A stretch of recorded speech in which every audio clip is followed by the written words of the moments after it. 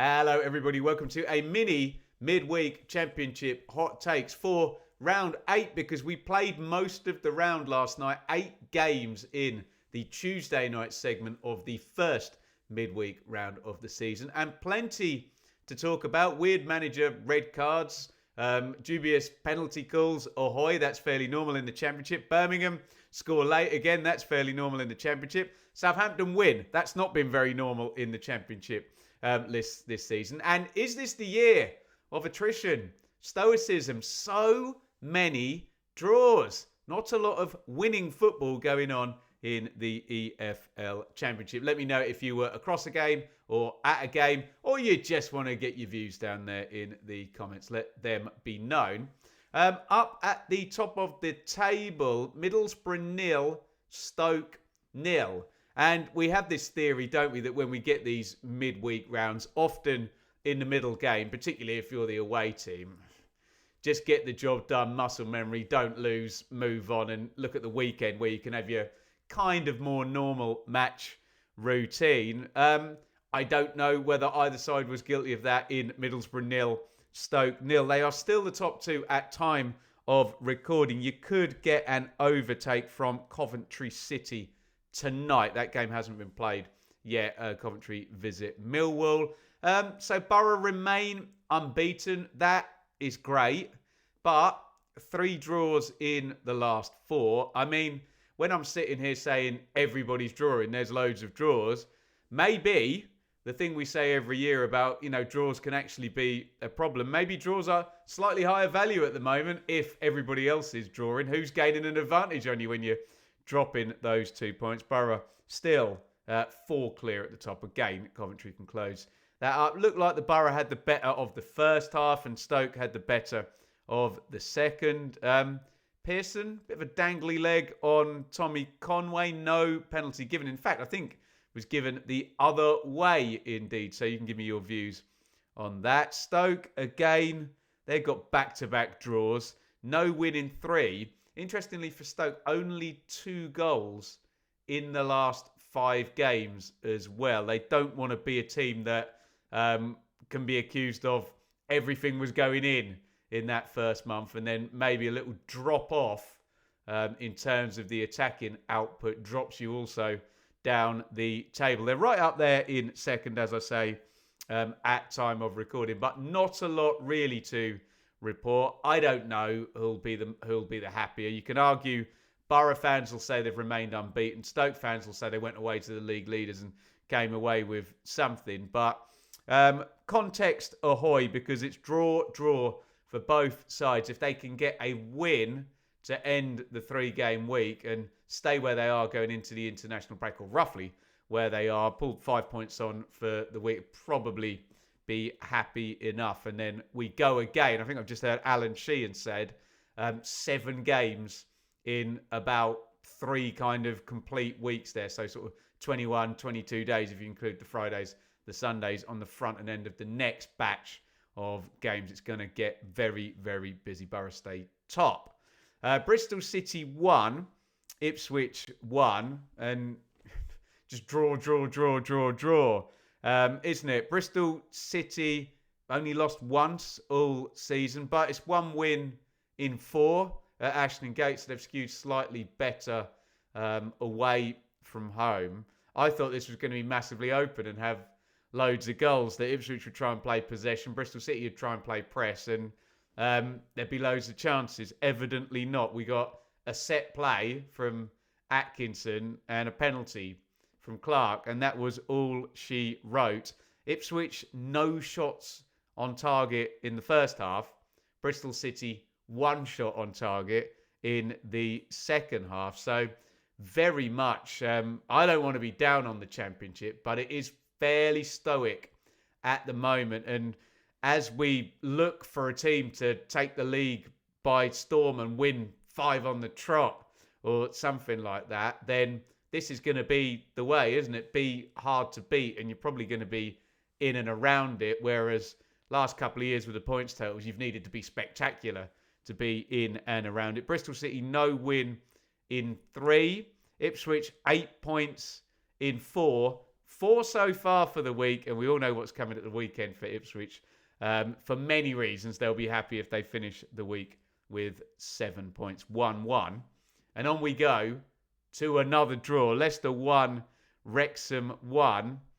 And I'm a broken record in this game. In total, 2 shots on target, 2 goals. We've seen Cifuentes be fairly pragmatic so far with Leicester, particularly that game I watched where they beat Birmingham and kind of got out of dodge. We did the West Brom game as well, didn't we? Nice goal. Actually, 2 good goals, 2 bits of quality.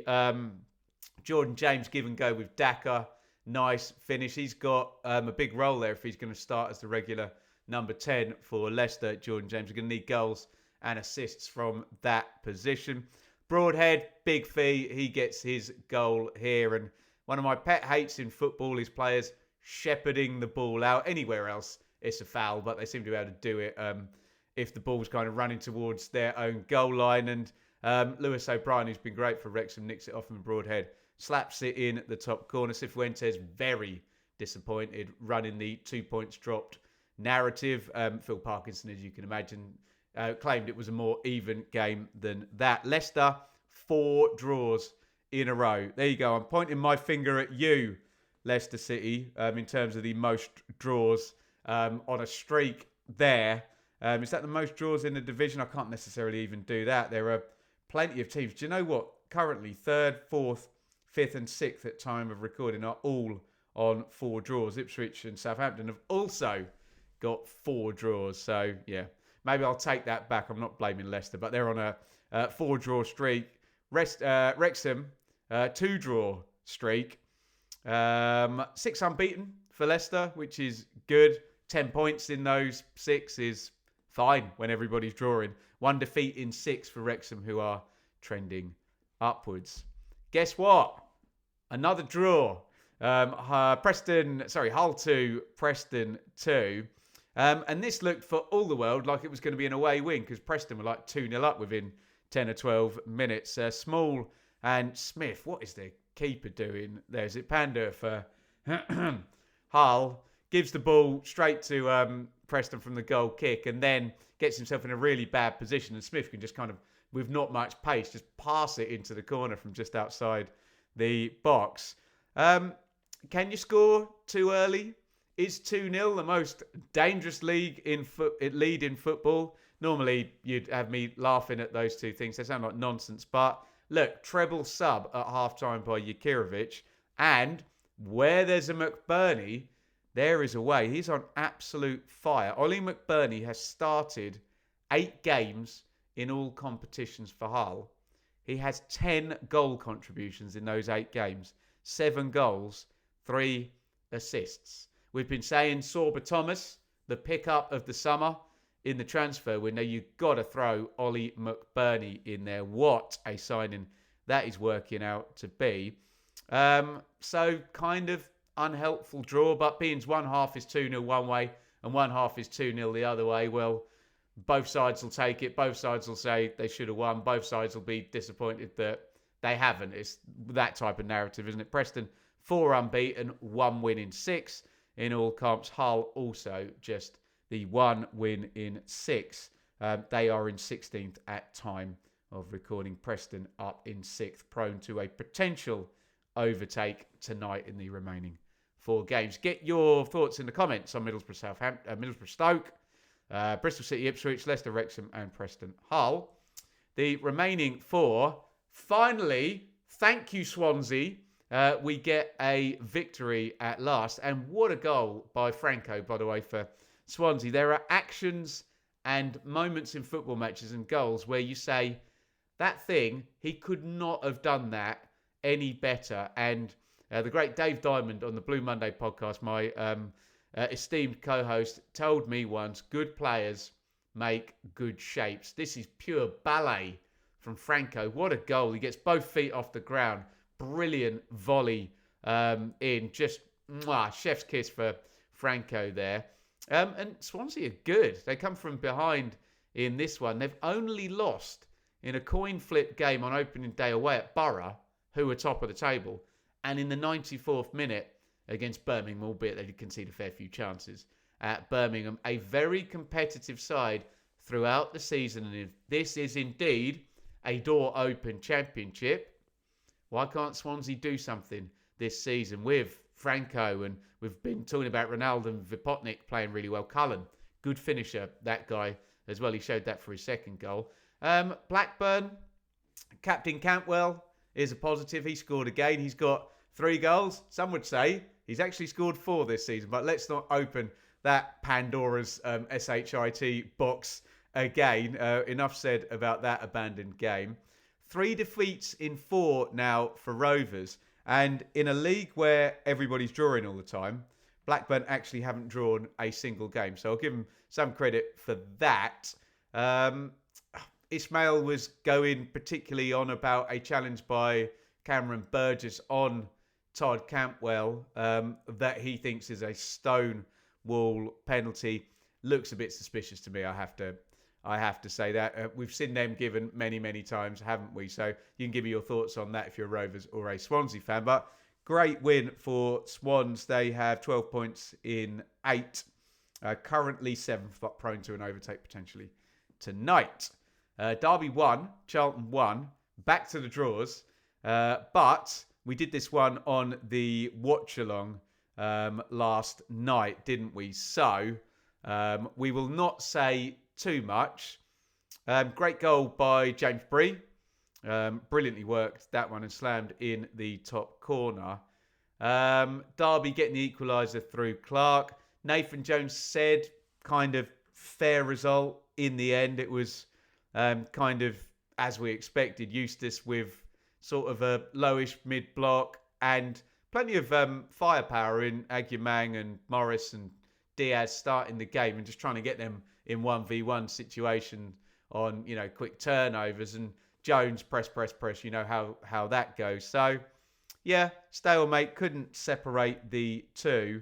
Charlton obviously would have loved the 3rd straight win. They could have nicked it at the end, couldn't they? In fact, stoppage time was a bit bonkers. Both sides could have nicked it, in fact. So that's probably why Nathan Jones is saying fair result. But 8 points in 4 games. You know me, 2 points per game over any sample size works for me. So well done, Charlton. They are in good form. And as we've said a few times, the best of the 3 promoted teams, despite winning through the playoffs and being the lowest ranked out of those 3. Derby gradually moving it forward, aren't they? They're not losing many games. I can see 1 defeat in the past 5. But again, they are a 4-draw side in a draw-heavy league. Birmingham, my God, don't leave Birmingham games early. Birmingham 2, Sheffield Wednesday 2, with Damari Gray's 99th minute equaliser. And you knew this one was late because the keeper was up for the set play for the equaliser. That is the 5th stoppage time goal. There were 2 at Blackburn, remember, in 5 games. The 5th stoppage time goal in 8 games. 5-8. Figure it out, Ben. Involving Birmingham Birmingham City this season. Man, stick with me. Hit the thumbs up button for me falling over all my words in this video right now. So 5 stoppage time goals have been scored in Birmingham's 8 games.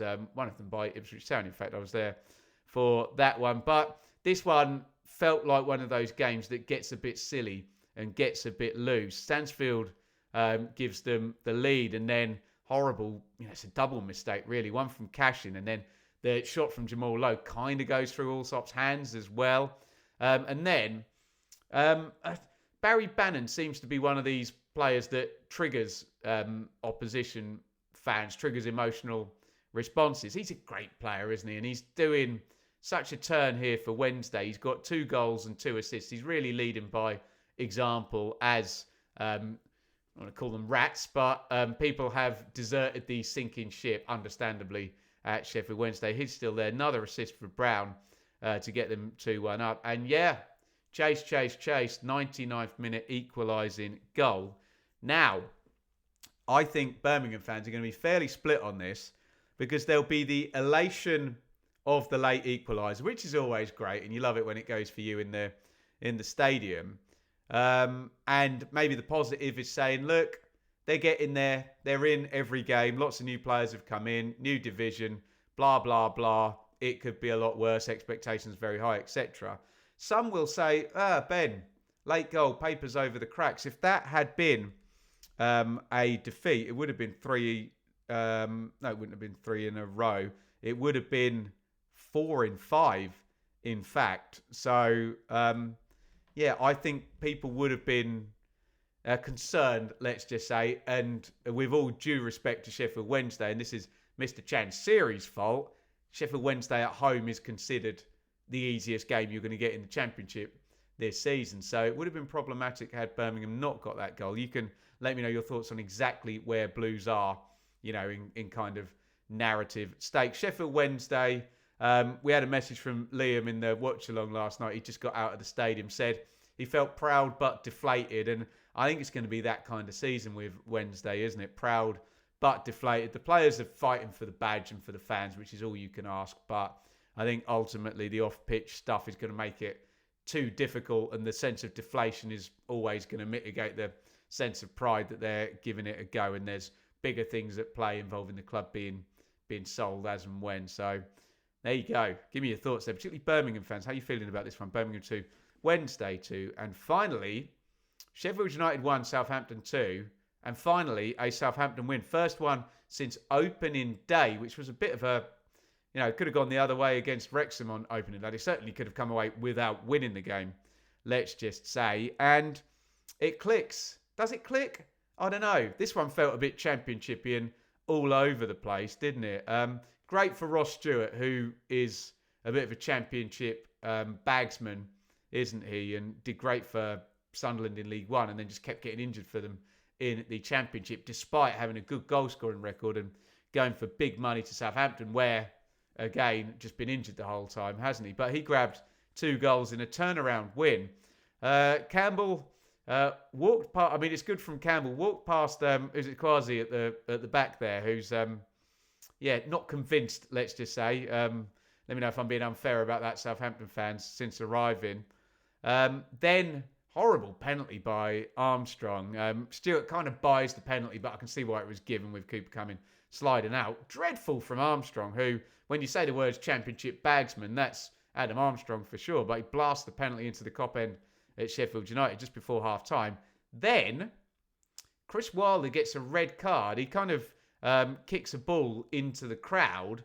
And I don't know if there's something in the laws that says we've seen managers get red carded for kicking the water bottles in the technical areaway. So I don't know if there's something specific that says if a manager kicks a ball into the crowd, he's immediately red carded. Then so be it. But I don't know. Wilder immediately saw the error of his ways and ran over. And you tell me, do we need a red card for a manager for that? I'm not so sure. Second half, though, Stewart double. And this was the wrong way round. It was Armstrong glancing the header off the bar and Stewart finishing from the set play. And then, brilliant winner. Absolutely brilliant winner. Drilled in from outside the box by Stewart. But should it have been the winner? Because Peck had a goal disallowed from a set play where there didn't look like there was too much interference on the keeper. I know clubs put players on the keeper to try and put them off and, frankly, to try and block them sometimes. Didn't see that much of a block. He seemed to step backwards away from the blocker. So, yeah, maybe a bit hard done to there. So Southampton will still be very, very pleased, won't he? And he's cut a frustrated figure, as I've said in the pressers in recent times. And what is that? So second win, up to double figures on the points. He'd love another one to close out international break and then really try and get something moving in the next block of fixtures. Sheffield United, I mean, there was this kind of sense of, when they beat Oxford. But then you lose the next game and it's like, you've lost 7 out of 8 games. And even though everyone says, year 2 parachute club, good squad of players, Chris Wilder will get them moving, that has to happen. He has to get the results on the pitch. And, I sat here week after week last season. I'm not saying this will happen to Sheffield United, apples and oranges comparison and all, but I'm just saying I sat here all last season going, well, Luton, that'll come around next month, even right into the last game. It's like, well, Luton can't go down. Luton are in League One now. So you've got to get up and away, and 7 defeats in 8 is highly toxic. And I'm sure Wilder will clear it. Here I go again, saying Sheffield United will come good. But the sooner they're out of that bottom 3, the better. There you go. Mini hot takes video, little bonus for you today. Get down there in the comments on all of that stuff. Are you happy Middlesbrough fan with the 0-0? Bristol City and Ipswich, can we read anything into that? Leicester, did they throw away 2 points? Are you a happy Wrexham fan? What about McBurney at Hull? What about Alan Sheehan and the job he's doing at Swansea, and Nathan Jones at Charlton? What about Birmingham's late goals? Do they paper over cracks? Or are they going to start scoring earlier goals and being a little bit more viable? And what about Sheffield United and Southampton? Where do you stand on those two? And where do you stand on the theory that this could be a stoic, pragmatic, don't lose type championship season, which will bring the points total down, maybe open the doors a bit more? I don't want to say the next bit because it might be lower on entertainment if sides are setting up not to lose and making it tricky. Or look, hopefully you're going to say to me, Ben, it's the first 3-game week. October is now here. It's the winter. Don't worry your pretty little head. Don't have to say that end bit to me. You know what I'm saying there. But let me know your thoughts down there in the comments. Hot takes right here. Let me link up here. Clip that one out yesterday from the Sportsman podcast talking about Phil Parkinson. But another good result for Phil going and drawing at Leicester. Get your views and go and check out the Sportsman podcast that I appeared on Monday with Simon Lillybury. See you tonight for the watch along. It is QPR Oxford.